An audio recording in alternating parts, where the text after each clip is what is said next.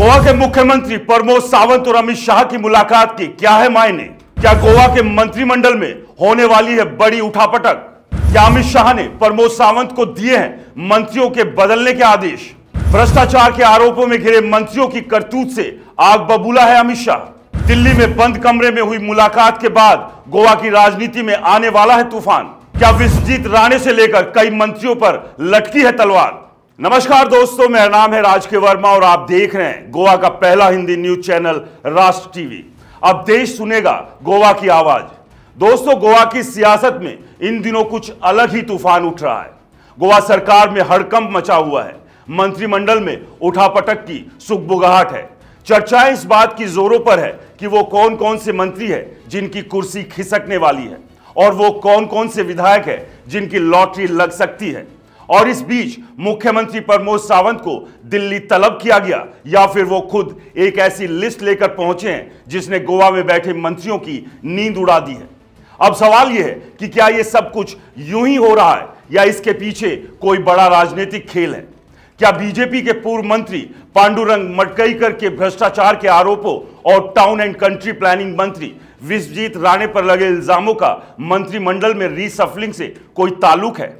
और क्या गोवा विधानसभा के स्पीकर रमेश तावड़ेकर का इशारा सच में मंत्रिमंडल में बड़े फेरबदल की ओर लेकर जा रहा है? तो चलिए इस खबर को आंकड़ों, तथ्यों और सोशल मीडिया की चर्चा के आधार पर खंगालते हैं। लेकिन उससे पहले आपको कराते हैं मौजूदा मंत्रिमंडल के दर्शन। गोवा के मुख्यमंत्री प्रमोद सावंत हैं। इसके अलावा उनके दरबार में 11 मंत्री हैं। विश्वजीत राणे, मोविन रविंद्र नायक, सुभाष शिरोडकर, रोहन खोंटे, गोविंद गोड़े, आतानासियो बाबूशे मोन्सेरेट, रामकृष्णा, नीलकंठ, सुभाष फलदेसाई और एलेक्सो। चलिए अब बात करते हैं उस राजनीतिक हड़कंप की जिसने गोवा के मंत्रियों का दिन का चैन और रात की नींद छीन रखी है। गोवा में पिछले कुछ दिनों से सियासी हलचल तेज हो गई है। 18 मार्च 2025 को एक खबर छपी कि गोवा मंत्रिमंडल में फेरबदल का ब्लूप्रिंट तैयार हो गया है। मुख्यमंत्री प्रमोद सावंत दिल्ली पहुंचे और केंद्रीय गृह मंत्री अमित शाह से उनकी मुलाकात हुई। खबर यह भी है कि अगले 15 दिनों में मंत्रिमंडल में बड़े बदलाव का फैसला हो सकता है। अब सवाल यह है कि यह हड़कंप अचानक क्यों? क्या गोवा की बीजेपी सरकार में सब कुछ ठीक नहीं चल रहा या फिर यह दिल्ली से आने वाला कोई बड़ा आदेश है जिसे लागू करने के लिए सावंत को तलब किया गया? सोशल मीडिया पर यह भी चर्चा जोरों पर है। 14 मार्च को एक्स पर एक पोस्ट में लिखा कि मंत्रिमंडल फेरबदल में कुछ नामों की लॉटरी लग सकती है जिसमें कामत, आमनोरकर, लोबो और आरोलकर जैसे विधायकों का जिक्र हुआ। साथ ही विधानसभा स्पीकर रमेश तावड़ेकर ने भी इसकी पुष्टि की कि कुछ बड़ा होने वाला है।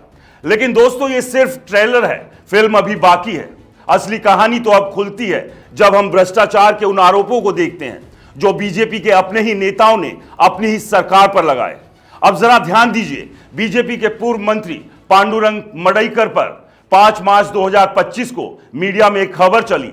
मडकईकर ने अपनी ही सरकार पर सनसनीखेज इल्जाम लगाया। उनका कहना था कि प्रमोद सावंत की कैबिनेट के मंत्री पैसे गिनने में व्यस्त हैं। इतना ही नहीं, मडकईकर ने यह दावा किया कि उन्होंने एक फाइल पास करवाने के लिए किसी मंत्री के पीए को 15 से 20 लाख रुपए की रिश्वत दी थी। अरे भाई, ये क्या हो रहा है? बीजेपी जो भ्रष्टाचार के खिलाफ जीरो टॉलरेंस की बात करती थी, उसी की सरकार में ये खेल, और वो भी अपने ही नेता के मुंह से। मडकईकर कोई छोटे मोटे नेता नहीं है। वो मनोहर पर्रिकर की सरकार में मंत्री रह चुके हैं। 2017 से 2019 तक सावंत सरकार में भी थे। अब बात करते हैं विश्वजीत राणे की, जो गोवा के टाउन एंड कंट्री प्लानिंग मंत्री है।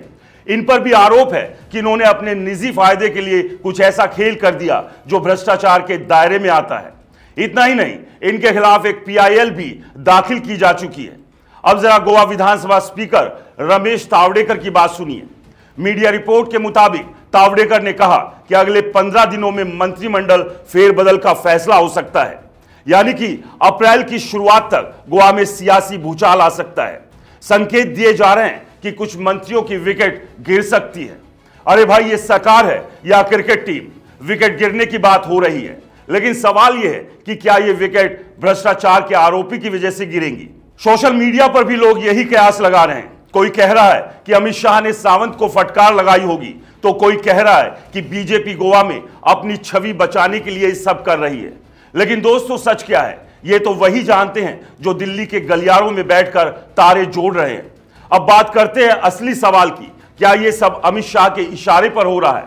18 मार्च को सावंत और शाह की मुलाकात हुई। इसके ठीक पहले 4 मार्च को खबर आई कि शाह ने गोवा में 3 नए आपराधिक कानूनों को लागू करने की समीक्षा की थी। शाह ने कहा था कि गोवा में इन कानूनों को जल्द लागू करना चाहिए ताकि लोगों को तुरंत न्याय मिले। लेकिन क्या यह सिर्फ कानून की बात थी या इसके पीछे कुछ और भी था?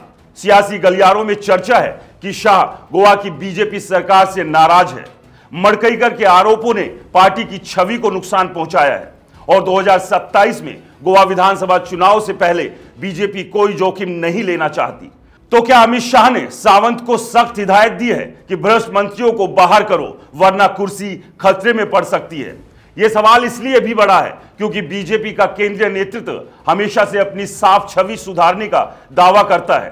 तो दोस्तों, ये गोवा की सियासत का हाल। एक तरफ प्रमोद सावंत कहते हैं मुझ पर कोई आरोप नहीं, दूसरी तरफ उनके अपने नेता भ्रष्टाचारों का पर्दाफाश कर रहे हैं। विश्वजीत राणे चुप है, मंत्रिमंडल में फेरबदल की बात हो रही है और दिल्ली से अमित शाह का फरमान आया है। लेकिन सवाल वही, क्या यह फेरबदल भ्रष्टाचार खत्म करने के लिए है या फिर बीजेपी की छवि चमकाने के लिए? आपको क्या लगता है दोस्तों? हमें कमेंट्स कर जरूर बताएं। नमस्कार।